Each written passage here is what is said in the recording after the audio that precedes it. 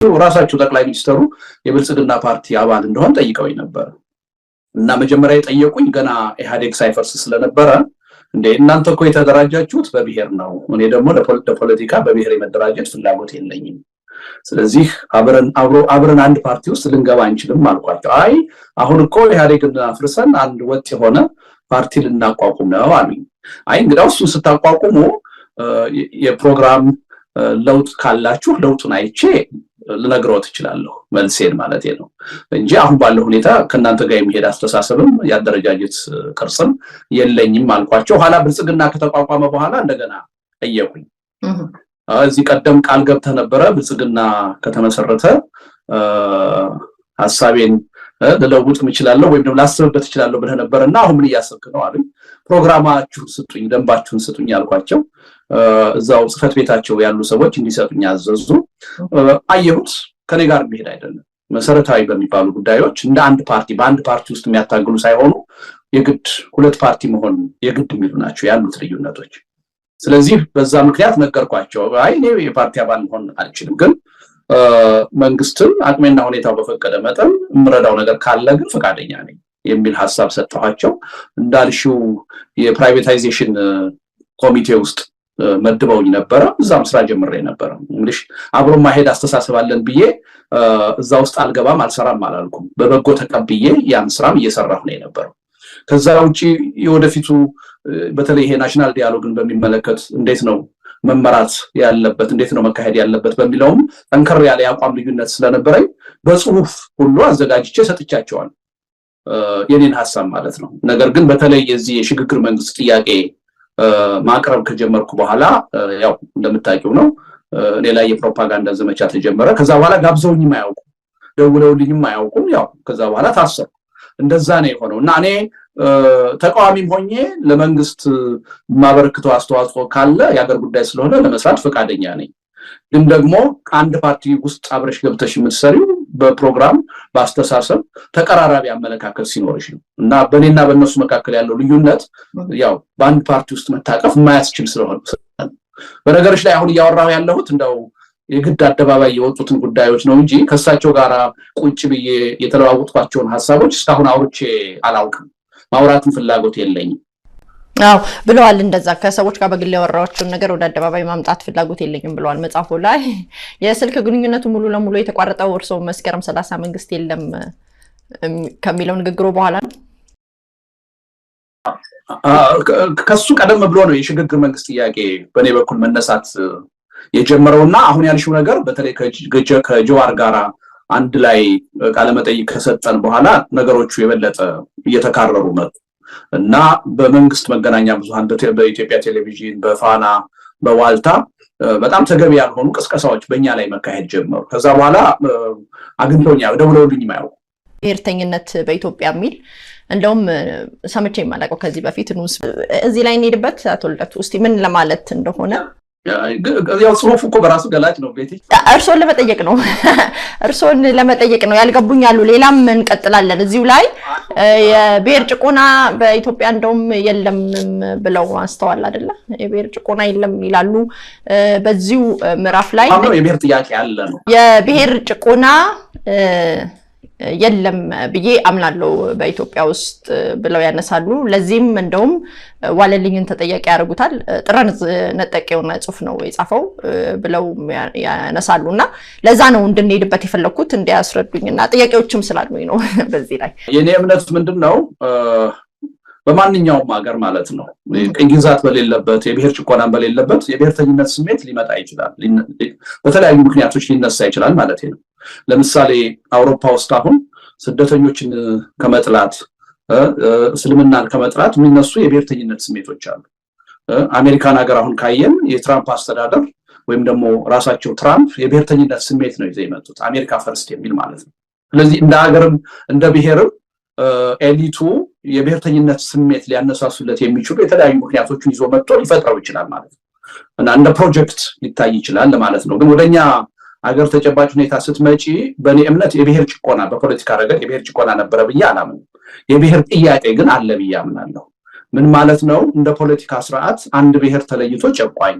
ሌላው ብሔር ተለይቶ ተጨቋኝ የነበረበት ስርዓት አልነበረም ነገር ግን ከብሔር ጋር የተያያዙ ለምሳሌ ከቋንቋ ከባህል ጋር የተያያዙ ከሃይማኖት ጋር የተያያዙ ያልተገቡ ግንኙነቶች የተዛቡ ግንኙነቶች ነበሩ። ከነሱ በመነጨ የተፈጠሩ የብሔር ጥያቄዎች አሉ። የብሔር ጥያቄዎችም ስላሉ ነው ይሄ ሁሉ የብሔር ፓርቲ ኢትዮጵያ ውስጥ አሁን የኖረው የሚል እምነት ነው ያለኝ። እኔም እሱን ላነሳ ነበር። እሺ ቀጥሎ ወዳለው እንደገና እንሂድና የሚቀጥለው ገጽ ላይ እንደዚሁ ያስኩት አለ። የብሔር ጭቆና ስላልነበረ ነው በስርዓት ደረጃ ሊገለጽ የሚችል የብሔር ጭቆና ቢኖር ኖሮ ሀገራችን በአሁኑ ሰዓት ከ86 በላይ ቋንቋ የሚነገርባትና የብዙ ብዝሃነት ሀገር ሆና ባልተገኘች ነበረ የሚል ነገር አስቀምጠዋል። እዛው የሚቀጥለው ገጽ ላይ ነው ያስቀመጡትና ይሄን በቋንቋ መናገርን 86 የሆኑ ብሔረሰቦች በቋንቋቸው መናገር ከብሔር ጭቆና ነፃ ናቸው ወይም በብሔር በባህል በቋንቋ አልተጨቆኑም ለማለት የሚያስደፍር ነው ወይ የሚል ጥያቄ ነበር። አያስደፍርም። ለዛ እኮ ነው ያልኩሽ ኢትዮጵያ ውስጥ ብዙ የተዛቡ ግንኙነቶች ነበሩ። አንዱ ከቋንቋና ከባህል ጋር የተያያዘ ነው፣ ከሃይማኖት ጋር የተያያዘ ነው፣ ከጾታ ጋር የተያያዘ ነው፣ ከስራ መደብ ለምሳሌ አሁን እኛ ሀገር ሸማኔ አንጥረኛ ሁሉ እየተናቀ ነው የኖረው። ስለዚህ በብዙ መልኩ የተዛቡ ግንኙነቶች ነበሩ። ከነዛ የተዛቡ ግንኙነቶች ውስጥ አንዱ ቋንቋና ባህል ነው የሚል ነው። በዚህ ረገድ የተዛቡ ግንኙነቶች ነበሩ። እነዛ የፈጠሩት ብሔርተኝነት አለ፣ እነዛ የፈጠሩት የብሔር ጥያቄ አለ ነው ያልኩት እና የለም አላልኩም። እርስዎ ያስቀመጡበትን ነገር ነው። ለምሳሌ የብሔር ጭቆና ሲነሳ በብሔር ተጨቁነናል የሚሉ ሰዎች ሲያነሱ ቀደም ብሎ የነበረው እንቅስቃሴም ጦር እስከ መማዘዝ ትጥቅ ትግልን እስከ መቀላቀል ያደረሰው ጥያቄ ሲነሳ አንደኛው የባህል ጥያቄ ነው የተነሳው። ባህሌ በሚገባው ደረጃ አልተንጸባረቀም እዚህ ሀገር፣ እንደ ብሔር በግሌ ተጨቁኛለሁ፣ በብሔር ተገፍቻለሁ፣ የመሬት ጥያቄም እንደዛው፣ የቋንቋ ጥያቄም እንደዛው ነው እና እርስዎ እዚህ ጋር ያስቀመጡበት መንገድ የብሔር ጭቆና የለም ነው። እቺ አሁን ያነበብኳት ቦታ ቢኖር ኖሮ 86 ብሔረሰቦች በቋንቋቸው አይናገሩም ነው። የብሔር ጭቆናማ ነበረ፣ ግን እነዚህ ሰዎች ቋንቋቸውን ለልጆቻቸው ለልጅ ልጆቻቸው አስተላልፈው እንዲቆይ አድርገው ነው እንጂ በብሔራቸው በቋንቋቸው እኮ ያገኙት እድል እኮ አልነበረም። እሱ ላይ ማየት ያለብሽ አሁን ስታነቢውም ነበር። አንደኛ ስርዓታዊ ስርዓት የሚል ነገር አለ። አሁን ክርክሩ ያለው በስርዓት ደረጃ አንድ ብሔር ስልጣን ይዞ የሚጨቆንበት፣ ሌላው ደግሞ ከስልጣን ውጭ ሆኖ የሚጨቆንበት ስርዓታዊ የብሔር ጭቆና አልነበረም ነው የኔ ክርክር። ለምሳሌ አንድ ብሔር በአንድ ሀገር ጨቋኝ ለመሆን በመጀመሪያ በብሔር መደራጀት አለበት። ኢትዮጵያ ውስጥ እስካሁን ድረስ በስልጣን ላይ የነበሩ ስርዓቶች ማለት ነው ከኢህአዴግ በፊት የነበሩት ራሳቸውን በብሔር አደራጅተው አያውቁ። እኔ የከሌ ብሔር ተወካይ ነኝ ብለው አያውቁ። እኔ የከሌ ብሔር መንግስት ነኝ ብለው አያውቁ። አንዳቸው ለመጀመሪያ ጊዜ የፖለቲካ ኃይሎች ራሳቸውን አደራጅተው ለስልጣን የተፎካከሩትና ለስልጣን የበቁት 1983 ላይ። ከዛ በፊት ማንም የከሌ ብሔር ተወካይ ነኝ ብሎ ራሱን የሚጠራ የለም፣ በብሔር የተደራጀ የለም። ስለዚህ እንደዛ አይነት ሁኔታ በሌለበት ሁኔታ ስርዓታዊ የሆነ የብሔር ጭቆና ነበረ ማለት ነው። ትጥቅ ትግሉ ምን ነበረ? ከዛ በፊት ያለው ትጥቅ ትግሉ ምን ነበረ? በብሔር አልነበረም። ልዩነታችን ምን መሰለሽ? እነሱ ለምሳሌ ከውሃትም ከወሰድሽ ኦነግን ከወሰድሽ የብሔር ጭቆና አለ ብለው ነው ያለው። የብሔር ጭቆና ቢኖር ኖሮ እንዴት 86 ሰው ብሔረሰቦች ቋንቋቸውን ተናገሩ የሚለው ቋንቋቸውን እኮ ሰዎች ጊፍት ሰጥተዋቸው አይደለም፣ በብዙ መከራና ትግል ውስጥ ነው ያቆዩት። ለምሳሌ ያክል እርስዎ ባሉበት አሜሪካን ሀገር አበሾች ይለፋሉ ልጆቻቸውን ቋንቋ ለማስተማር። በመንግስት የተደረገላቸው ቋንቋቸውን እንዲማሩ የተደረገላቸው ይሁንታ በጎ ነገር የለም። ለፍተው ተሰቃይተው ነው ልጆቻቸውን አማርኛ ለማስተማር ወይ ትግርኛ ለማስተማር ወይም ኦሮምኛ ለማድረግ የሚሞክሩትና ያ ማለት ግን የሀገር ባለቤት ሆነዋል። ያ ማለት ግን በቃ አሜሪካ የነሱን ባህል ታንጸባርቅላቸዋለች ወይ፣ ነጠላቸውን ትወስድላቸዋለች ወይ፣ ሹሩባቸውን ታስተላልፋለች ወይና ሰዎቹ ራሳቸው በፈቃደኝነት ቋንቋው እንዲቀጥል ስለሚፈልጉ ያደረጉት ነገር አይደለም ወይ? እንዴት ይሄን ጉዳይ ከብሔር ጭቆና ነፃ አድርገው የቋንቋን መናገር ሰው በመከራ ውስጥ ያቆየውን ቋንቋ እንዴት በደምሳሳው እንደዚህ ለማለት ገለጡ ነው? ግልጽ ነው ጥያቄ።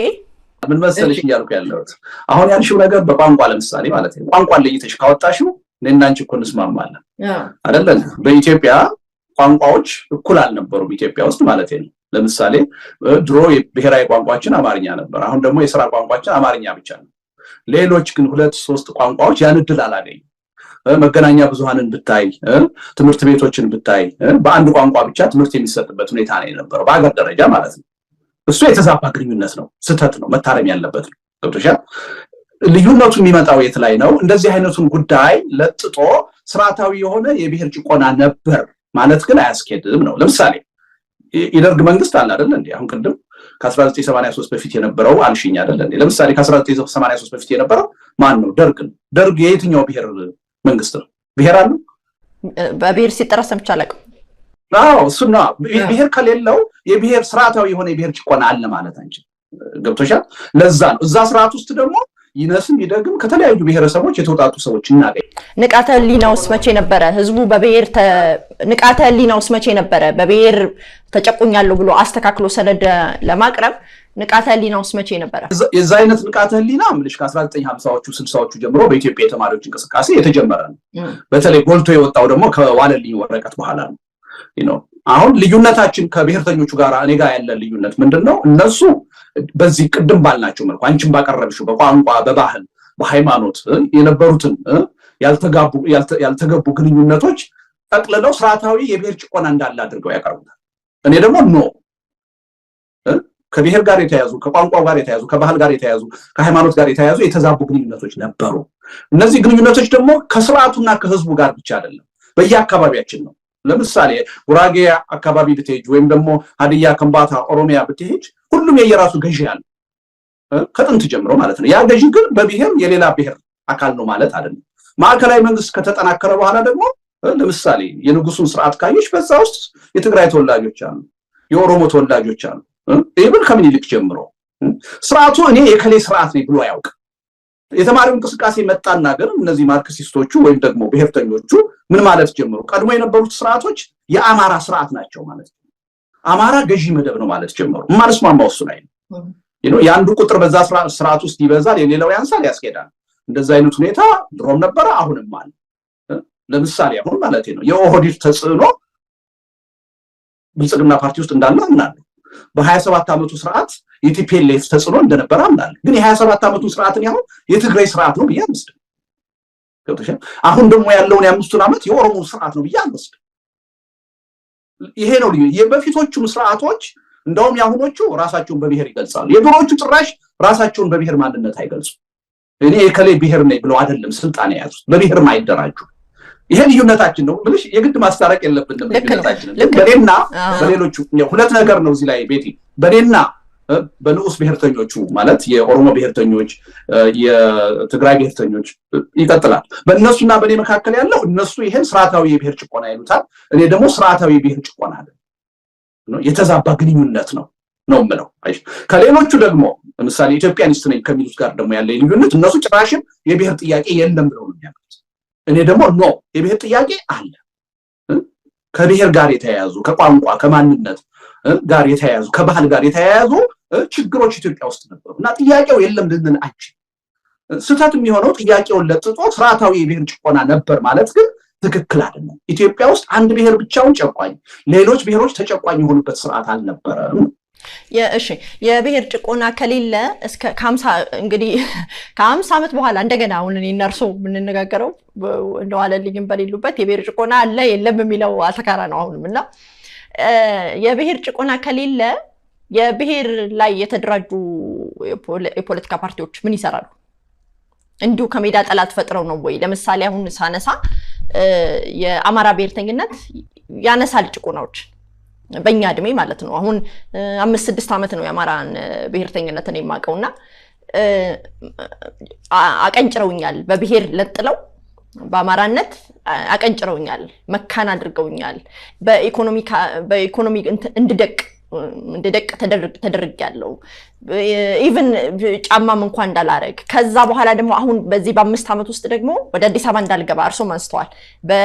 ማንነት ተነጥለው ቤታቸው እየፈረሰ ሁሉ ነው ብለዋልና ይሄን እንደ የብሔር ጥያቄ አድርገው ነው የሚረዱት። ሌሎችም እኮ ከዚሁ ጋር ተመሳሳይ የብሔር ጥያቄ ነው ያነሱት። የብሔር ጭቆና አለ በሚለው ከብሔር ጉዳይ ጋር ከብሔር ማንነት ጋር የተያያዙ ችግሮች አሉ፣ ጥያቄዎች አሉ። ይሄን ተስማማን አይደል? ልዩነታችን ስርዓታዊ የሆነ የብሔር ጭቆና ግን አልነበረም።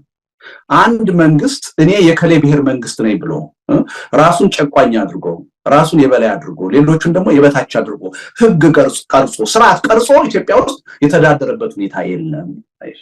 ለምሳሌ የዘር ጭቆና ነበር እንላለን አይደል? ደቡብ አፍሪካ ውስጥ ነጮቹ እኛ የበላይ ነን ሌሎቹ ሁለተኛ ዜጎች ናቸው ብለው ህግ ቀርጾ ነው ሲገዙት የነበረው። ስርዓታዊ የሚባለው የዛ አይነቱ። ኢትዮጵያ ውስጥ የነበሩት ስርዓቶች ግን ከነ ድክመታቸውም ከነ ጉድለታቸውም ከነ ችግራቸውም ራሳቸውን በብሔር መነጽር አይተው እኛ የከሌ ብሔር መንግስት ነን ስርዓት ነን ብለው ያስተዳደሩበት ዘመን የለም።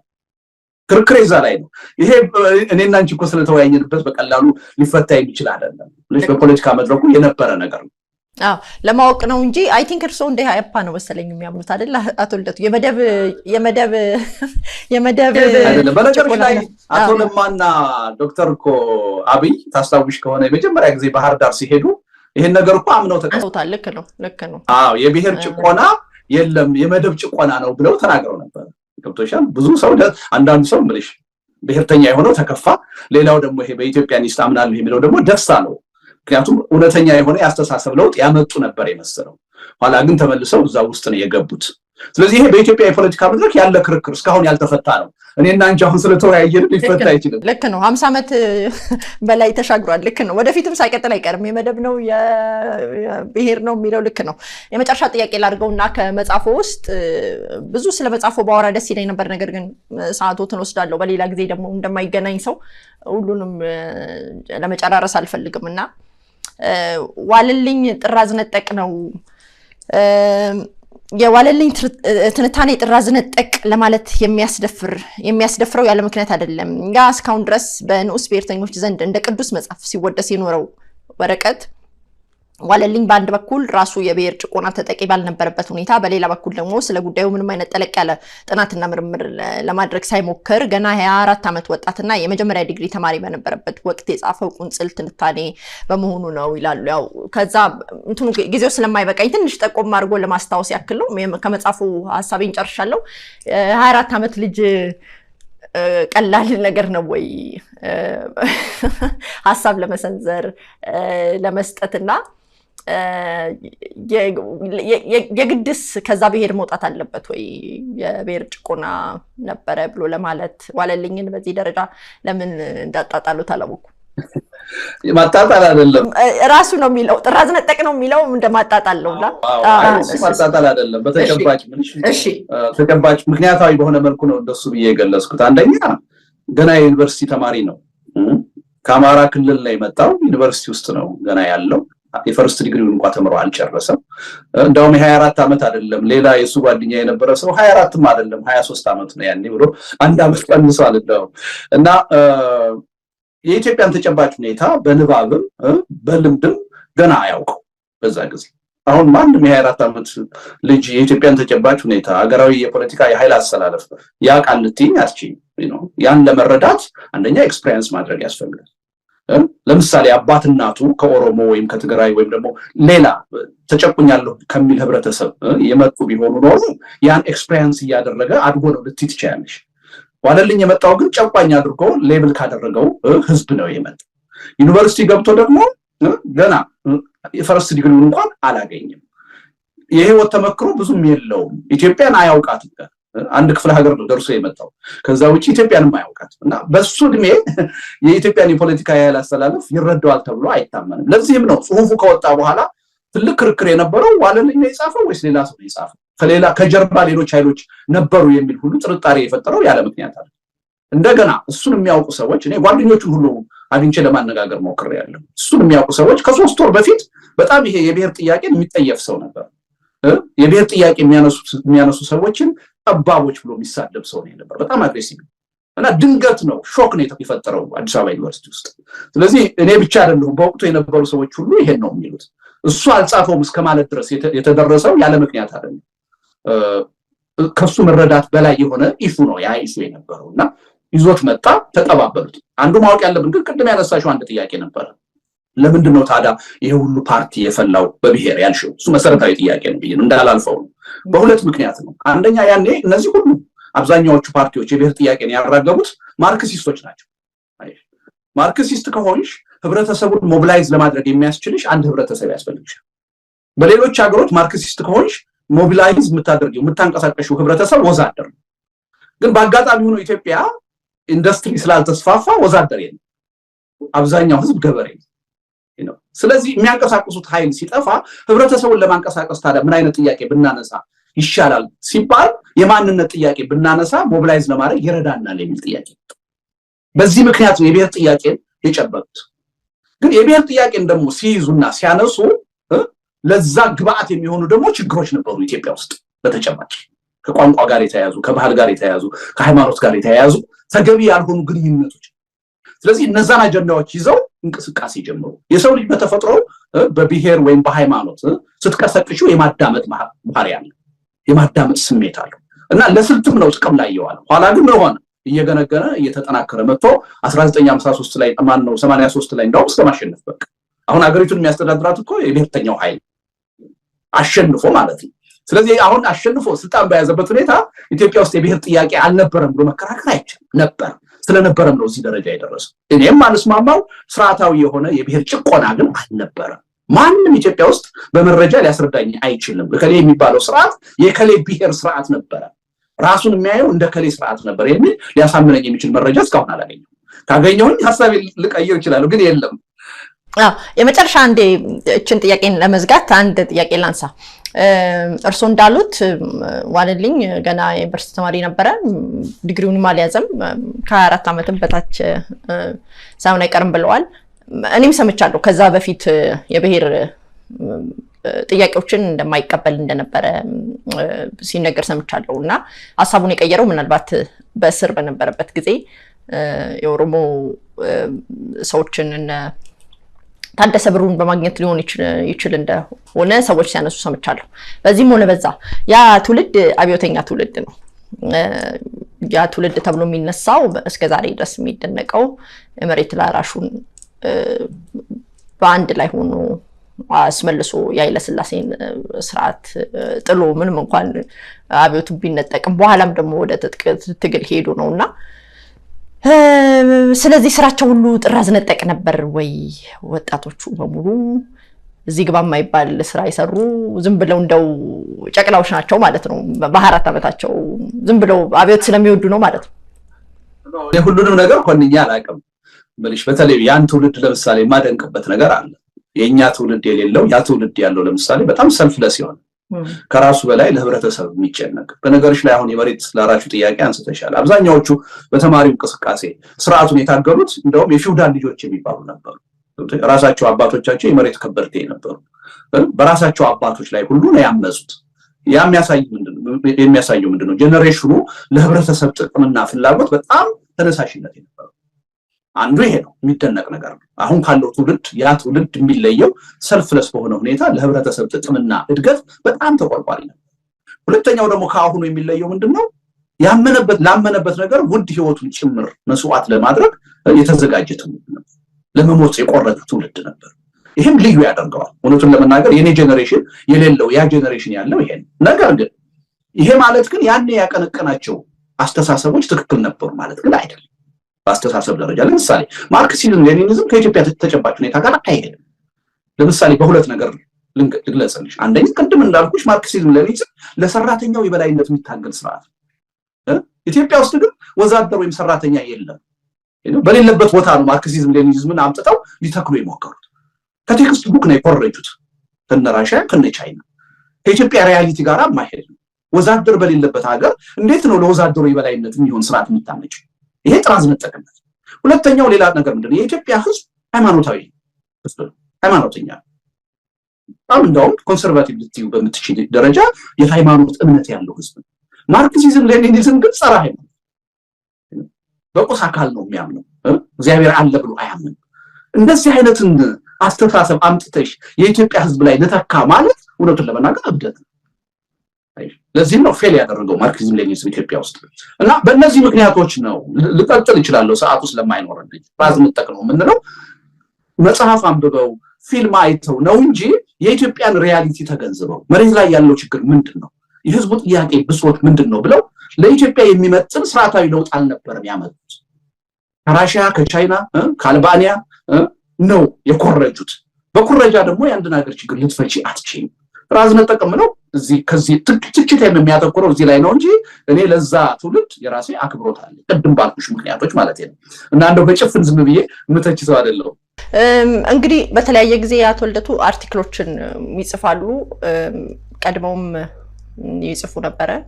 ነገር ግን ወደ አሜሪካ ከሄዱ በኋላ በርከት ብሎብኛል አርቲክሎቹን አያለው በየጊዜው ከታተላለሁ። የመጨረሻው ጽሁፎ አነጋጋሪ ሆኖ ሰንብቷል። አሁንም ድረስ በጣም እያነጋገረን ያለው የተወሰኑትን አንድ ወይ ሁለት ጥያቄዎች ከዛ ውስጥ አነሳለሁ።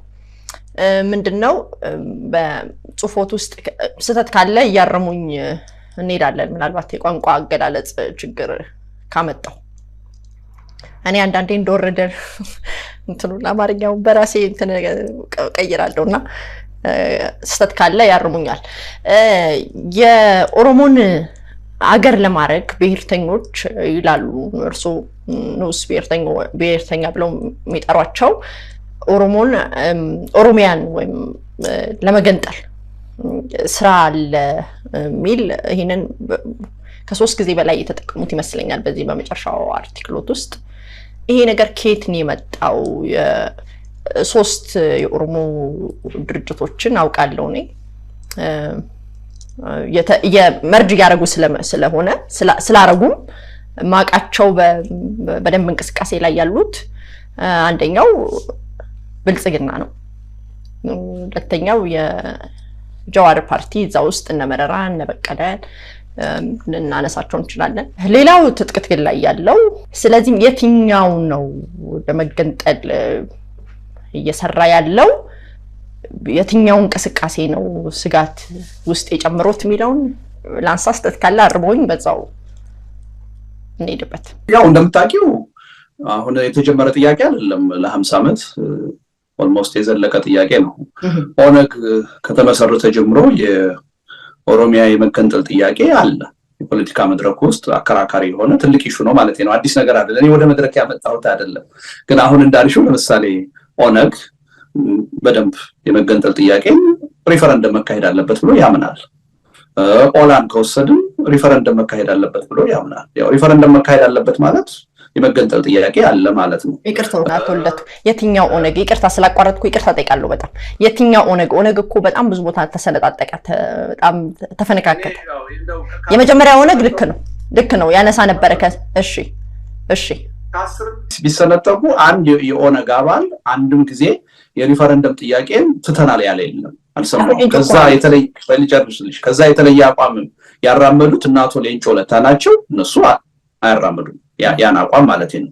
ስለዚህ ኦነግ የትኛውም ኦነግ ይሁን ተመሳሳይ አቋም ነው ያለው በዚህ ጉዳይ ላይ። ሪፈረንደም ማካሄድ አለበት፣ የኦሮሞ ሕዝብ የራሱን ዕድል በራሱ የመወሰን ጥያቄ በሪፈረንደም መወሰን አለበት የሚል አጀንዳቸው እንዳለ ነው የቀጠለው። ድሮፕ አላደረጉም። እሱ አሁን ከፍተኛ እንቅስቃሴ ያለው በጦር ኃይል ማለት ነው። ኦላን ከወሰድሽ ተመሳሳይ አቋም ነው የሚያራምደው። ኢቭን ኦፌኮ ውስጥ ያሉ ሰዎች በዚህ ጉዳይ ላይ የጠራ አቋም አይደለም ያላቸው። ለምሳሌ አቶ በቀለ ገርባ ከዚህ ቀደም ሪፈረንደም መካሄድ አለበት ብለው ደግፈው ሲናገሩ ሰምቻለሁ፣ ይናገራሉ። ደግሞ ከውስጣቸው አቶ ጀዋርን ከወሰድሽ ደግሞ ከቅርብ ጊዜ ወዲህ የመገንጠሉን ጥያቄ ማንሳት የለብንም መተው አለብን የሚል ደግሞ አቋም አላቸው። አሁን በግለሰብ ደረጃ ከወሰድሽ ለምሳሌ ኮሎኔል ገመቹ አያና እንዳውም የሱ ጥያቄ ከመገንጠልም አልፎ መገንጠል አይደለም የቀይ ግዛት ጥያቄ ነው። ስለዚህ አገር ኦሮሚያን የመመስረቱ ጉዳይ የሚቀር አይደለም ብሎ ይላል። ያልኩ ልጠቅስልሽ ይችላል። ብዙ ሰዎች በዚህ ጉዳይ ላይ የዚህ አይነት አቋም አላቸው። ይሄ አቋም ደግሞ አሁን ራሳቸው ኦሮሞ አሸንፎ ቤተ መንግስት ገብቷል ካሉ በኋላም የቀረ ጉዳይ አይደለም፣ ተጠናክሮ የቀጠለ ነው እና እኔ የፈጠርኩት ጥያቄ አይደለም። ይሄ በፖለቲካ መድረኩ የነበረ ጥያቄ ነው። ገብቶኛል። ግን የእርሱን ስጋት በጽሁፍ ውስጥ ስለተንጸባረቀና በደንብ ስለተረዳሁት ነው። ይሄ ስጋቶት ኦሮሚያ ነገር ለማድረግ የሚሰራ የተፈራው የትኛው ነው ብዬ ነው። ኦነግ በስንትና ስንት ዓመት ታሪክ ውስጥ አንድ ወረዳም እንኳን አልያዘም እና ማለት አቅሙ የመገንጠል አቅም ላይ ፈርጥሞ ደርሷል ወይ የሚለው ነው። ኦፌኮ በፓርቲ ደረጃ ያለ ይሄ ነው የሚባል አቅም ያለው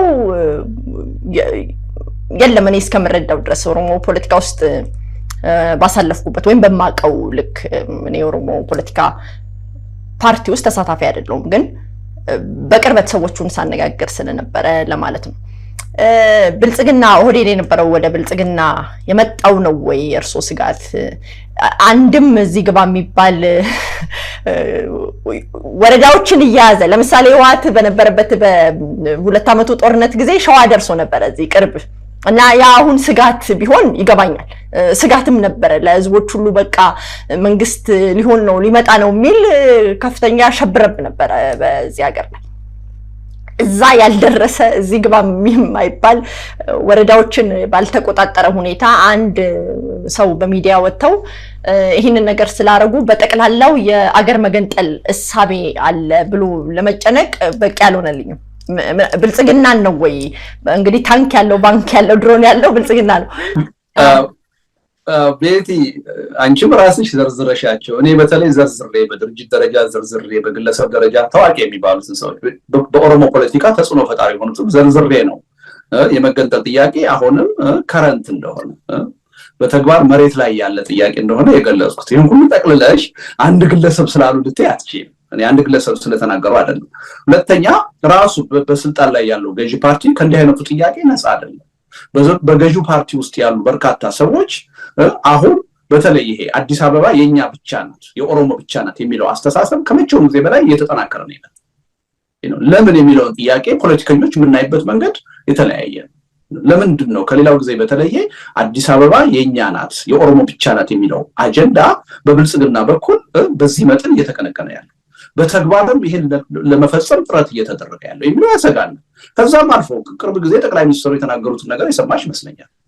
ኢትዮጵያን ለማፍረስ ከፈለግን የሚመልሰን የለም የሚያቆመን የለም ያሉት። ምን አይነት ንግግር ነው ይሄ? ሊባል አይችልም። አንድ የኢትዮጵያ ጠቅላይ ሚኒስትር ኢትዮጵያን አፈርሳለሁ ሊል አይችልም። ሊያፈርስ ሊመጣ ካለ እንቋቋመዋለን፣ እንመክታለን፣ አንድነቷን እናስጠብቃለን ይላል እንጂ ማፍረስ ከፈለግን እናፈርሳታለን የሚል መሪ በኢትዮጵያ ታሪክ ኖሮ አያውቅም። አቶ ሽመልስ የኦሮሚያ ፕሬዝዳንት ደጋግሞ የተናገሩትን ነገር የምታውቂ ይመስለኛል። ብልጽግና ፓርቲን ያቋቋም ነው ለእኛ ኢንተረስት ነው፣ ለኦሮሚያ እንዲሰራ ነው። እዛ ውስጥ የምናስቀምጣቸው የምንሾማቸው ሰዎች ሁሉ ከኛ አስተሳሰብ ጋር የሚሄዱ ሰዎች ነው። ቁማር በልተናቸዋል የሚል ንግግር ነው ሲናገሩ የነበረው። እዚህ ቀደም የዲሞግራፊ ለውጥ አዲስ አበባ ላይ ማምጣት ያስፈልጋል፣ ከተማውን መቆጣጠር አለብን የሚል አጀንዳ ሲራመድ አይተናል። ስለዚህ ነገሮችን ከተለያየ አቅጣጫ የሚመጡትን ነገሮች አይተሽ መስጋት የሚጠበቅ ይመስለኛል። አሁን አንቺ ያልሽው እኛ እንዳንሰጋ የሚፈለግ ከሆነ ማለት ነው። በእርግጥም ይሄ ጥያቄ መሬት ላይ ከሌለ እኮ ከምንም ነገር በላይ እኮ ይሄን ለኢትዮጵያ ሕዝብ መናገር ያለባቸው የኦሮሞ ብሔርተኞች ነው። እኛ ችግራችን ይፈታል ብለን የምናምነው በኢትዮጵያ አንድነት። የመገንጠል ጥያቄ ለእኛም ለሀገሪቱ አይጠቅምም። ፍላጎታችን አሁን ኢትዮጵያ ዴሞክራታይዝድ ሆነ በእኩልነት የምንኖርባት የጋራ አገር እንድንሆን ነው ብለው መናገር ያለባቸው እነሱ ናቸው። አንድም ኃይል እንደዚህ አይነት የከረረ የመገንጠል ጥያቄ ራፋም የኮሎኔል ገመቹን ንግግር በጣም የከረረ ነው፣ በጣም ሬሲስት የሆነ ነው። ጥያቄያችን የቅኝ ግዛት ነው። ኦሮሚያን ከመገንጠል ወደኋላ የሚመልሰን ወይም ኦሮሚያን ከማቋቋም ወደኋላ የሚያስቀረን አካል የለም። በጉልበትም እናስፈጽመዋለን። አገር ኦሮሚያ ስትመሰረት በዛ ውስጥ የሚኖሩ ህዝቦች ሁሉ ዜግነታቸውን ቀይረው የኦሮሞ ዜግነት መውሰድ አለባቸው የሚል አይነት ንግግር ነው የተናገሩት። እሺ እሳቸው አንድ ግለሰብ ናቸው ልትይ ትችያለሽ። እኔ እንደ አንድ ግለሰብ አልወስዳቸው። ምክንያቱም በሜይንስትሪም የኦሮሚያን ኢንተረስት በሚያራምድ ሚዲያ ነው የቀረቡት። ሰውየው በኦሮሞ ፖለቲካ የታወቁ ሰው ናቸው። ብዙ ጊዜ የታሰሩ የተፈቱ መንግስት ልዩ ትኩረት የሚያደርግባቸው ሰው ናቸው። የፖለቲካ ፊገር ናቸው። እንዲህ አይነት ሰው ሲናገር ሌሎች የፖለቲካ ኃይሎች ሪአክት ማድረግ አለበት። ኖ ይሄ ትክክል አይደለም፣ የኦሮሞን ህዝብ አይወክልም፣ በሌሎች ህዝቦች ላይ ጥርጣሬ ይፈጥራል፣ ስጋት ይፈጥራል መባል አለበት። አንድም የኦሮሞ ብሔርተኛ ይህን ስላሰበ መንግስትም ውስጥ ያለ ተቃዋሚም ውስጥ ያለ ይሄ ስጋት ውስጥ ሌላውን ህብረተሰብ ቢያስገባ አይፈረድም። ከዛ አንፃር ነው ማነሳው እንጂ የፈጠሩት ጥያቄ አይደለም። ገባኝ። እርሶ የፈጠሩት ሳይሆን መሬት ላይ ያለውን እውነት እንድንነጋገርበት ነው እንጂ የኦሮሞ ብሔርተኞች መገንጠል ጥያቄ የላቸውም የሚል ክርክር አይደለም። እኔም የተከራከርኩት የመገንጠል ጥያቄው አለ፣ በተለይ በኦነግ ውስጥ አለ፣ በጥያቄ አለ። ግን የትኛውን ወረዳ ይዘው የትኛውን ወረዳ አስለቀቀው የትኛውን ወረዳ ተቆጣጥረው ነው ስጋት የሆነው? ከ50 ዓመት ጀምሮ እንዳሉት ኦነግ አቶ ሌንጮም ደጋግመው በኔ ፕሮግራም ላይ ሲናገሩ እንደነበረው በድብቅ ሳይሆን እንደውም በግልጽ እንሄዳለን እንገነጠላለን እያልን ነው እናውጆ የነበረው ብለው ተናግረዋል።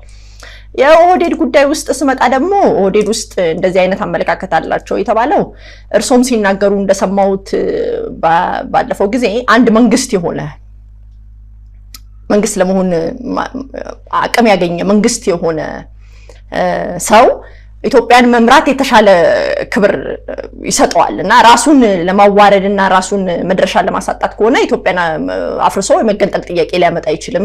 እኔ በሆነ እናላረግም ሲሉ ሰምቾታል። ኦህዴድ ብዙ ጊዜ የሚከሰሰው በኦሮሞ ዋና ብሔርተኞች የሚከሰሰው ተላላኪ ነበር የሚባለው እኮ የመገንጠል ጥያቄ ላይ አይቀበልም በሚለው ነው።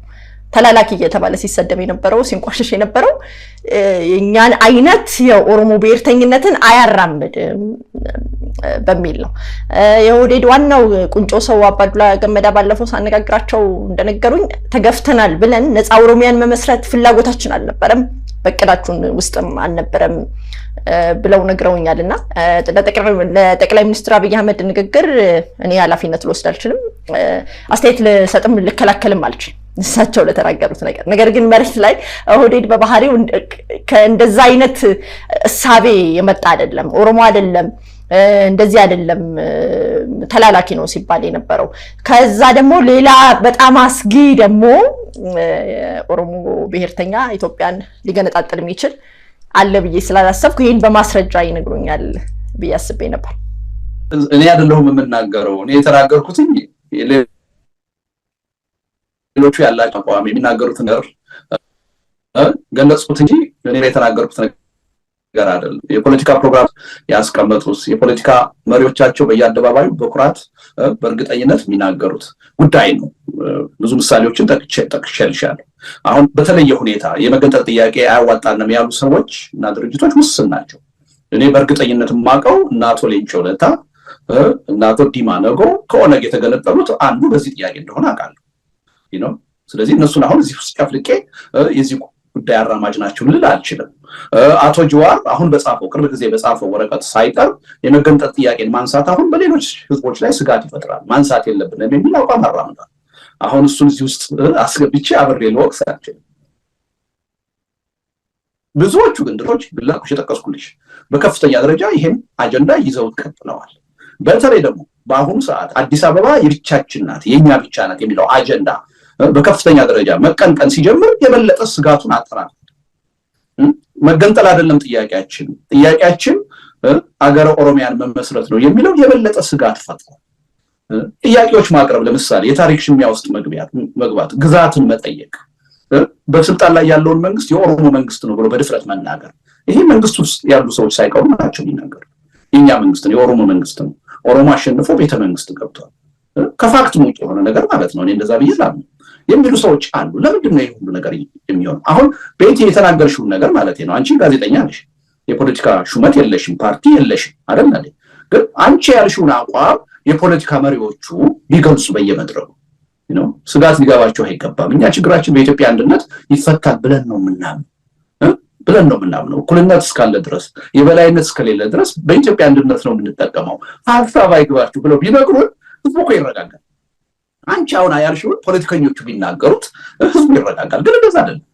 አንዳንዶቹ ብታመጣላችሁ ነው በቃ ይሄን ሐሳባችንን ከማስፈጸም ወደ ኋላ አንደል የሚል ነገር ነው። አንዳንድ ጊዜ ደግሞ ኢትዮጵያን በራሳችን አምሳል ነው የምንቀርጻት፣ ኦሮማናይዝ ነው የምናደርጋት የሚል ነገር ሲነሳ ትሰሚያለሽ። አማራ ክልል የሚባል የለም፣ ባለቤቶቹ ሌሎች ናቸው የሚል ሐሳብ ከተለያዩ ሰዎች ሲደመጥ የፖለቲካ ፊገር ይሆኑ እኔ ፌስቡክ ላይ አይቼ ምናምን አይደለም የምናገር፣ የፖለቲካ ፊገር ይሆኑ በሜይንስትሪም የኦሮሞ ኢንተረስት በሚያራምዱ ሚዲያዎች ጋር ነው የሚናገሩ። ስለዚህ ስጋት የሚፈጥረውን ነገር ማስወገድ ነው እንጂ ለምን ስጋት ፈጠረ ተብሎ ለምን ሰጋችሁ ተብሎ መከራከር አይቻልም። ከበቂ በላይ ስጋት የሚፈጥሩ እንቅስቃሴዎች እያየን አባባሎች እያየን።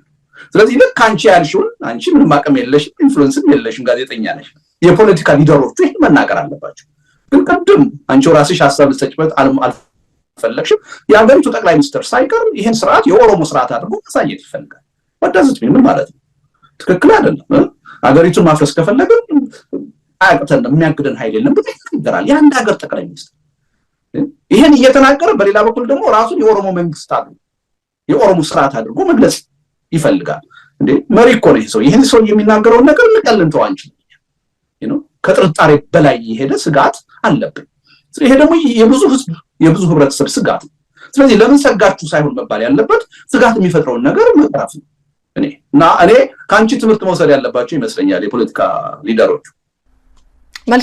መልካም አቶ ልደቱ፣ ሌላው በዚህ በጣም ሲያነጋግር የኦሮሞ ብሔርተኞችን ሲያስቆጣ ይቻለው ይሄ እርሶ አርቲክል እኔ እንኳን ከዚህ ቀደምም የትኛውንም አይነት የብሔረተኛነት እንቅስቃሴ እንደማይቀበሉ ስለማቅ በጽሁፉ በመጻፉትም በአርቲክሎቹም እርሶ ጋም ቃለ መጠይቅ ባረኩበት ጊዜ በቀጥታ ባናወራበትም ነገር ግን የተረዳሁት ነገር ስላለ እንግዳ ነገር ለኔ ባይሆንም ግን ሲያነጋግር ሲያወዛግብ ነበረ።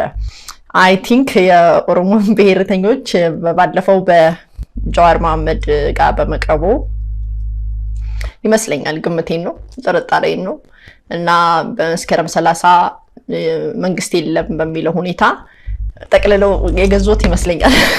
ወስደው የኛ ናቸው ብለው ካለ ከፍቅር ነው ማስበው እንትን ያለው። ምክንያቱም እንደዚህ ሲታቹ የመጀመሪያ ጊዜያቸው አይደለም። ኦሮሞ ብሔርተኞች በጽሁፍ በሚዲያ ኦሮሞ እኮ በሚዲያ እኮ ሙልጭ ተደርጎ ይሰደባል እኮ በዚህ በ21ኛው ክፍለ ዘመን ላይ። ለእርሶ ግን የኛ ናቸው የኛን ህመም የሚጋሩ የሚያውቁት ሰው ናቸው ብለው ጠቅላላው የገዞት ይመስለኛል። ከዛ ከፍቅር የመጣ ይመስለኛል። አስተያየቴን እንዲሁ እንትን ለማድረግ ድንጋጤ ያመጣውም ለዛ ይመስለኛል። እኔ ቀድሜም አቅ ነበረ። የእርሶን ሁኔታ እንደምረዳው በተለይ ከዚህ መጽሐፎ ላይ እንዳሉት አንድን ነገር ወደ አደባባይ ለማምጣት ያበስላሉ፣ ሰክነው ያስባሉ፣ ያበስሉታል። ከዛ በኋላ በውሳኔው የሚጸጸቱ አይመስለኝም።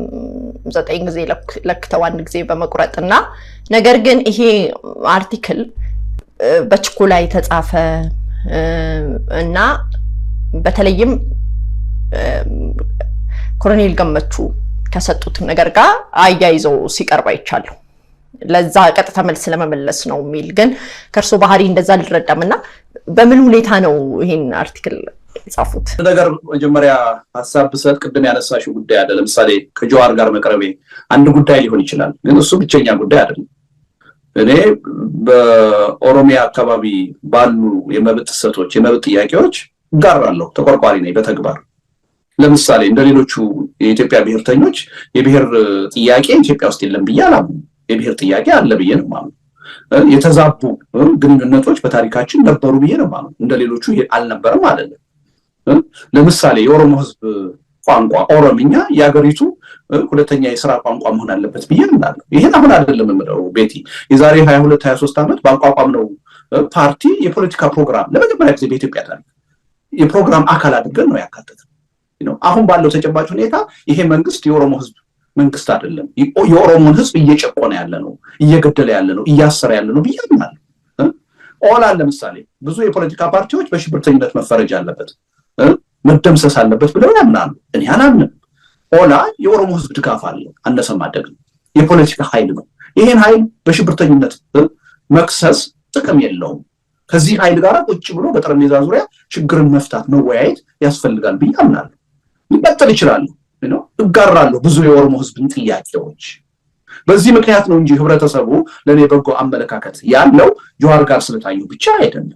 እሺ ለአቀራረቤ ይቅርታ ጠይቃለሁ ለጥያቄ። ነገር ግን ከመውደድ እንደሆነ እንረዳለን አይደል? ምክንያቱም ሲታችና እንደዚህ አይነት ጠንካራ ነገር ሲነገርበት እኮ አዲስ አይደለም። በሚዲያ መጥተው ነው ሙልጭ አድርገው የሚሰድቡትና የእርሶን እኔ ከኦሮሞ ባህሪ ስረዳ እንዳሳደገኝ ማህበረሰብ ድንጋጤው የመጣው ከመውደድ ከመቀበል የኛ ነው ብሎ ከማፍቀር ነውና እንትኑን ሂሱን ወስዳለሁ።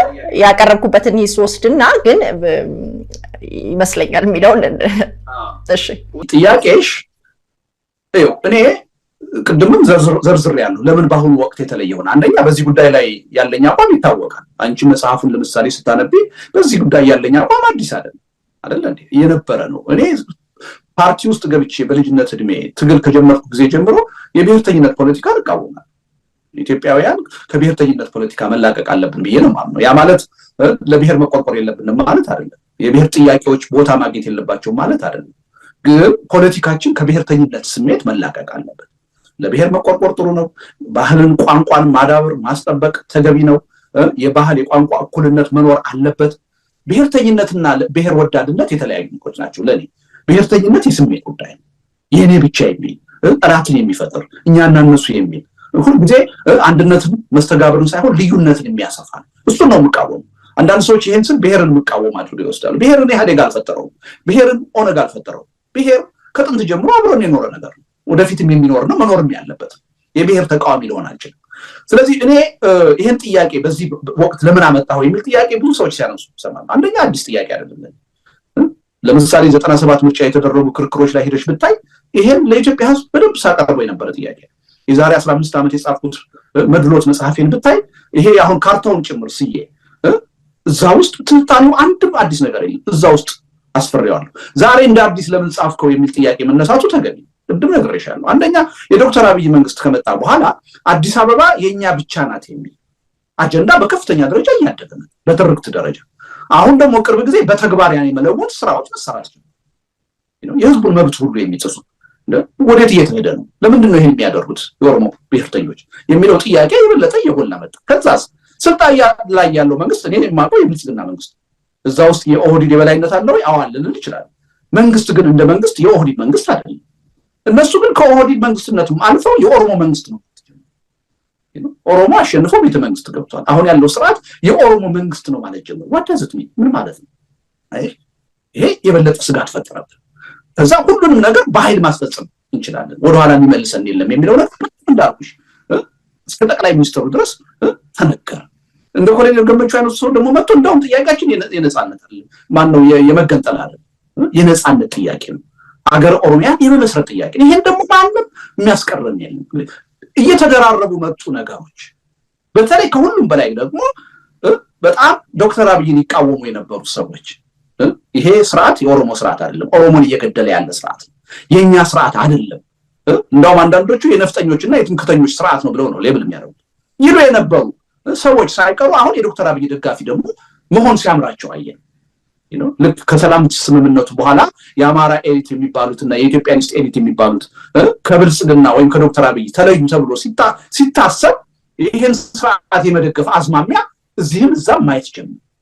እነዚህ ነገሮች እየተደራረቡ ስጋቱን አጠና። ለዚህ ነው ይሄን ወረቀት የጻፍኩት። እኔ አምሹር አቶ ጅዋር ወረቀት ሲጽፍ የመገንጠልን ጥያቄ ማንሳት አይጠቅመንም ብሎ የጻፈው ያለ ምክንያት አይመስልም። እነዚህ ነገሮች ሁሉ ግምት ውስጥ በማስገባት ነው። ይሄን ጉዳይ የጻፈበት ወረቀት ላይ መለስ ብለሽ ብታነቢው የሚለው ነገር አለ። ሌሎች ህዝቦች ስጋት እንዲያድርባቸው፣ እኛን በጥርጣሬ እንዲያዩ ያደርገናል የሚል ይሄን ነው የሚያሉት። የተለየ ነገር አላልኩም። እና አሁን ኦዘ ይሄ ጉዳይ በተለይ ይሄን ስርዓት የኦሮሞ ስርዓት ነው፣ የኦሮሞ መንግስት ነው የሚለው ፋክትም ያልሆነ ሰዎች እዛ ውስጥ ያሉትን አማራዎች፣ ትግሬዎች፣ ሀዲያ፣ ከምባታ፣ ሶማሌ፣ አፋር ሁሉ እንደሌሉ በመርሳት የመንግስት አካል እንዳልሆኑ በመርሳት በመካድ የኦሮሞ መንግስት ነው የሚል እጅግ አደገኛ የሆነ የኦሮሞን ህዝብ በጣም አድርጎ የሚጎዳ ትርክት ተጀመረ። እንደኔ አይነት ኃላፊነት ይሰማዋል ብዬ የማምነው ፖለቲከኛ እንዲህ አይነቱ ሂደት ዝም ብሎ ማየት የለበትም። ለኦሮሞ ህዝብ ማይጠቅም እንዲህ አይነቱ አካሄድ፣ ለኢትዮጵያ ማይጠቅም። ስለዚህ መጣፍ ነበረብኝ። ከጻፍኩ በኋላ ደግሞ ምንድነው ያልኩት? ይሄ ጽሁፍ ነው፣ ለውይይት የቀረበ ነው። ኑና እንወያይ፣ እንከራከር። የተሳሳትኩት ስህተት ካለ ያላግባብ የያዝኩት አቋም ካለ ልታስተምሩ ትችላላችሁ፣ ልታካምሩ ትችላላችሁ፣ ወይኔ ላሳምናችሁ ይችላል። ይሄን ነው ያልኩት። ግን የጦርነት አዋጅ እንደሆነ ተደርጎ ኦሮሞ ጠልነት እንደሆነ ተደርጎ ተቀሰቀሰ። አንዳንዶቹ ሳያፍሩ በአደባባይ ወጥተው ለልደቱ መድረክ መስጠት የለባችሁ መስተናገድ የለበትም እስከማለት ድረስ ደረሱ። አይሽ እናንተ ሁሉ እኮ ያን ቅስቀሳ ስላልሰማችሁ አንድ ዲሞክራቲክ መሆኑን ስላመናችሁ ነው አንቺ ጋብዝሽኝ እንጂ ዶክተር ጸጋይ በአደባባይ ወጥቶ ነው ለልደቱ መድረክ ሊሰጠው አይገባም እድል እንዳትሰጡት ተብሎ ነው የተቀሰቀሰ። እንዲህ አይነት ፖለቲካ ለኦሮሞ ህዝብ አይጠቅምም፣ ይጎዳዋል። በሌሎች ህዝቦች በተለየ መልኩ በአሉታዊ መልኩ እንዲታይ ያደርጋል የሚል ነው የኔ አርጊውመንት። ግን ይሄ ሐሳብ ነው፣ ሐሳብ መፈራት የለበትም። ይሄ ሐሳብ ልደቱ ትክክል አይደለም የሚል ሰው ከኔ ጋር አሁን አንቺ ልጋብሽ ትችላለሽ፣ ቀርቦ መከራከር መወያየት ይችላል። የምወያየው የምከራከረው ደግሞ ለማሳመን ብቻ አይደለም። ተገቢ ባልሆነ መንገድ ያቀረቡት ሐሳብ ካለ ለመማር ዝግጁ ነኝ እኔ። ተገቢ ባልሆነ መልኩ የሰውን መብት የህዝብን መብት የሚያንቋሽሽ ነገር ተጠቅሜ ከሆነ ይቅርታ ለመጠየቅ ሁሉ ዝግጁ ነኝ። ግን ይሄን በርቀት በስድብና በፍረጃ አይደለም ማድረግ የሚቻለው፣ ቀርቦ በመወያየት በመከራከር ነው። እና እኔ ወቅቱን የጠበቀ ጽሁፍ ነው ብዬ ነው የማምነው። ጥሩ ነው ደግሞ የመወያያ ርዕስ በመሆኑ አንቺም እኮ የጋበዝሽኝ አሁን ይሄ ወረቀት ስለመጣ ነው አይደል? አሁን ኃላፊነት አለብኝ፣ ግዴታ አለብኝ እዛ ውስጥ የተቀመጡ ነገሮችን ዲፌንድ የማድረግ ግዴታ አለብኝ። ለዛ ነው የቀረብኩት። እኔ ይሄን በበጎ ነው መውሰድ ያለብን እንጂ እንደ መጥፎ ነገር መወሰድ ያለበት አይመስለኝም። ያው ሚዲያ ላይ እርሶ በጣም ከእርሶ ጋር መከራከር በጣም አስቸጋሪ ነው። እኔ ብዬ ለኔ ራሴ ገላዋን ስጀምር እኔ እንደ ሚዲያ ሰው ሰዎችን በአንድ ጥያቄ መመዘን ይችላል። ያው ስራይ ስለሆነ ነውና ቀላል ጉዳይም ስላልሆነ ከእርሶ ጋር መከራከር ድንገት ደግሞ ሐሳቦትን ካሳመኑ በሚል ሊሆን ይችላል፣ አለበለዚያ ደግሞ ኩርፊያም ሊሆን ይችላል። ኤኒዌይ ግን ቀላል ጉዳይ እንዳልሆነ እንደ ሚዲያ ሰው እረዳለሁና ሌላው የእርሶ ጽሁፍ ላይ እዚሁ አርቲክል ይሄ ከባድ አርቲክል ላይ ምን አነሱ? የአዲስ አበባ ከተማን ሁኔታ አነሱና ከ30 ዓመት ጀምሮ አዲስ አበባን በከንቲባነት የመሩት ተፈራ ዋልዋን ጨምሮ ከገጠር የመጡ ሰዎች ናቸው እና ከገጠር የመጡ አዲስ አበባን ሲያዩ ኒውዮርክን እንዳየ ሰው የሚፈነድቁ ናቸው ብለዋልና እውነት አዲስ አበባ ከተማ ነው ወይ? እኔ ደግሞ እኮ አዲስ አበባን ሰፊ ገጠር አርጌ ይሄ ነው የምወስደውና ከየትኛው ሁኔታ ጋር ተነጻጽሮ ነው? እኔ ባደኩበት አሰላ ከተማና በአዲስ አበባ መካከል አሰላን ገጠር የሚያስብለው አዲስ አበባን ከተማ የሚያስብለው ነገር በእውነት ምንድነው? እኔ አዲስ አበባን እንደ ትልቅ ሰፊ ገጠር ነው መቆጥረው። ምንም የከተማ ነገር አሰላም መንገድ ላይ ይሸናል፣ አዲስ አበባ መንገድ ላይ ይሸናል። መጸዳጃ ቤት እንኳን ከተማ መጸዳጃ ቤት እንኳን የላትምና ባቡር እንዳይባል ባቡር የማይመስል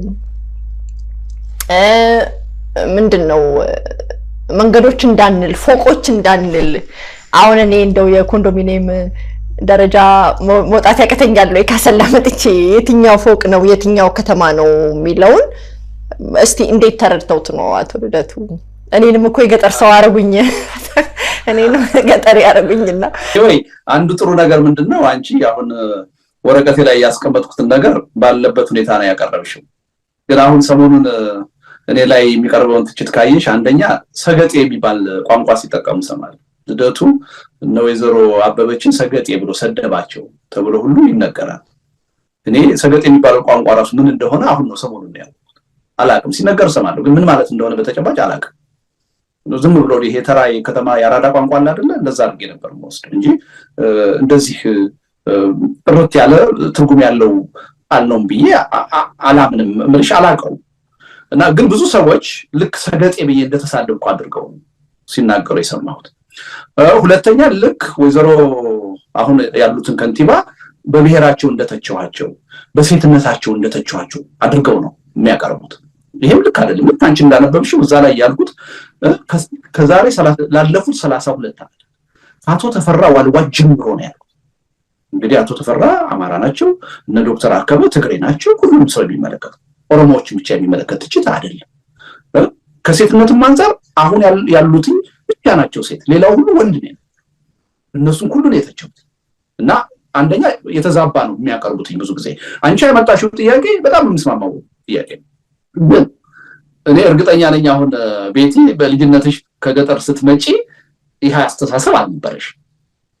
አሁን ኤክስፖዠር አለሽ፣ ብዙ የዓለም ከተሞችን አይተሻል። ከተማ ምን ማለት እንደሆነ ስላየሽና ኤክስፖዠሩ ስላለሽ ነው እንጂ አሁን ድሮ ከክፍለ ሀገር ወይም ከገጠር ስትመጪ ይሄ ስሜት ሊኖርሽ አይችልም። ለምን? የራሴን ስሜት አውቀዋል። እኔ ከላሊበላ ስመጣ ገነት የገባሁ ነው ይመስለኝ አዲስ አበባ። እኔ ገጠር ልጅ ነው ገብተሻል። አማርኛም የገጠር ነው እንደው አሁን ነው እየተሻሻለ የመጣው። ግን መጀመሪያ አዲስ አበባ ስገባ ሌላ ማነጻጸሪያ ስለሌለኝ ለኔ ገነት ውስጥ የገባሁ ነው። በዓለም ላይ የዛ አይነት ከተማ ያለ መስሎም አይታየኝም ነበር እና ተደምም ያለው ማለት ነው። ብዙዎቹ ከገጠር ሲመጡ ይሄ ስሜት ነው የሚሰማቸው ብዬ ነው የማምነው። ነገር ግን ልክ እንዳንቺ ሌላ ዓለም ሄጄ መኖር ከጀመርኩ በኋላ አንደኛ አዲስ አበባ ራሱ ከ30 ዓመት በላይ ኖርኩ። ከተማዋን እየኖርኩባት እያየሁ ችግሮቿን ያለው ማለት ነው። ከዛ ውጪ ግን ብዙ የዓለም ሀገሮችን ብዙ ካፒታል ሲቲዎችን የመጎብኘት እድል ነበረኝ። ለንደንን የመሰለ ትልቅ በዓለም የታወቀ ከተማ ተመርያለሁ፣ ኖሬያለሁ። በዓለም አሉ የሚባሉ ከተሞችን ጎብኝቻለሁ። 50-60 ከተሞችን ጎብኝቻለሁ። እውቅ የሆኑ ከተሞች ኤክስፖዠር አለኝ ማለት ነው።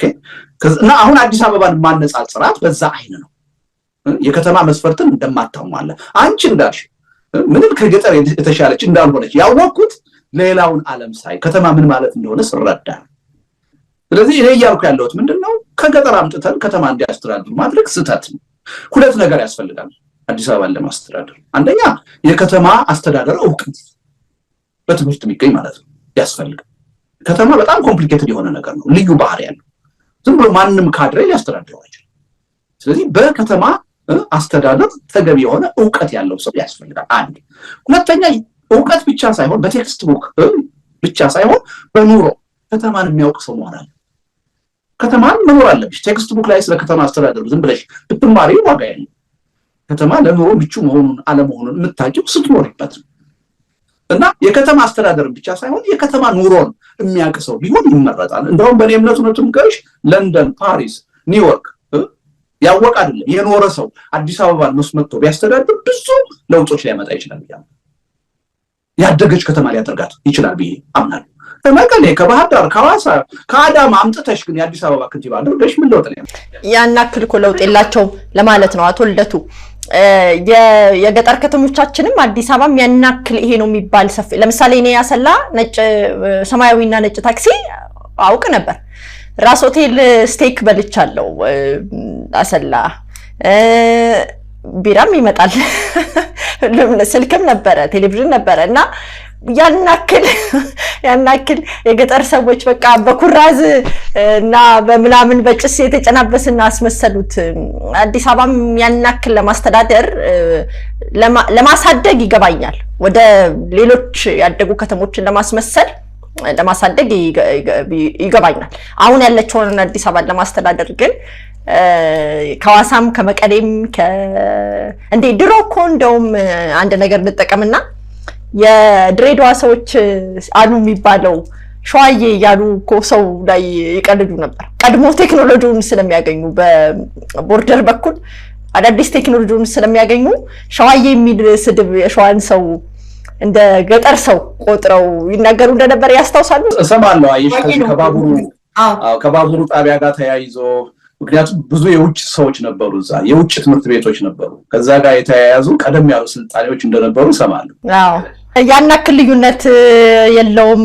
እኔም ከንቲባ እንዳሉ ሊያርጉኝ ነው ልዩነቱ ይሄን ያህል አዲስ አበባን በጣም ትልቅ ከተማ የሚያደርግ አይደለም የምትይው እስማማለሁ አዲስ አበባ እውነቱን ለመናገር ምንሽ ቀላል ከተማ አይደለችም የአገሪቱ ርዕሰ ከተማ ነች የአፍሪካ ህብረት መቀመጫ ነች በአለም ውስጥ ካሉ የዲፕሎማቶች መቀመጫ ውስጥ በሶስተኛ ደረጃ የምትጠቀስ ነች ይሄ ቀላል እድል አይደለም ግን የከተማውን አጠቃላይ ሁኔታ ካየሽ ግን ከገጠር ከተሞቻችን እንብዛም ከስፋቷ በስተቀር ትንሽ ረዘም ያሉ ፎቆች ከመኖራቸው በስተቀር በአንባር ደረጃ እንደውም ገጠሩ ይመረጣል እውነቱን ለመናገር ስለዚህ ያም ነው የሚያሳስበኝ አይሽ አዲስ አበባን በባለሙያ እንድትመራ ማድረግ ያስፈልጋል የከተማ ኤክስፖዠር ባለው ሰው እንድትመራ ያስፈልጋል እምለው ያለ ምክንያት አይደለም ቁጭት ስላለኝ ኋላ ቀር ስለሆነች በእውነት እና እኔ አንቺ በምትይው ብዙም ልዩነት የለኝም ከርሶ ጋር 5-6 ሰዓት ባወራም ደስታዬ ነው ለኔ በሌላ ጊዜ እንደምንገናኝ ተስፋ አደርጋለሁ ሐሳቦትን ይጠቅልሉና ይጨርሱና መልካም እድል እመኝልዎታለሁ እግዚአብሔር ያክብርልኝ እግዚአብሔር ይስጥልኝ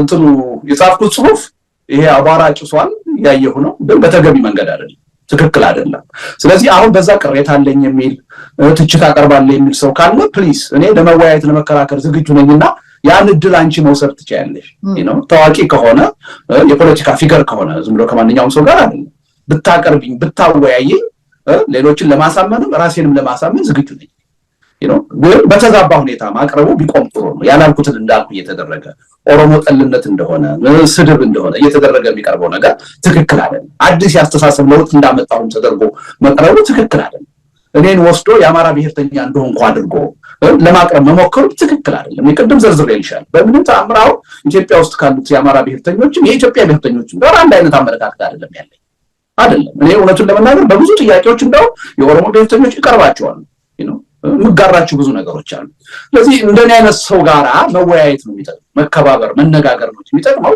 በርቀት ዝም ብሎ ጭቃ ለመለጠፍ መሞከር ትክክል አይደለም እኔ ኤኒ ታይም ለውይይት ዝግጁ ነኝ የሚያሳምነኝ ሰው ካለ ለማመን ለማሸነፍ ብቻ ለመሸነፍ ዝግጁ ነኝ ያጠፋሁትም ነገር ካለ ድፍረቱ አለኝ ይቅርታ ለመጠየቅና እድሉን ብትወስጂ ደስ ይለኛል ፍላጎት ያለው ካለ ማለት ነው።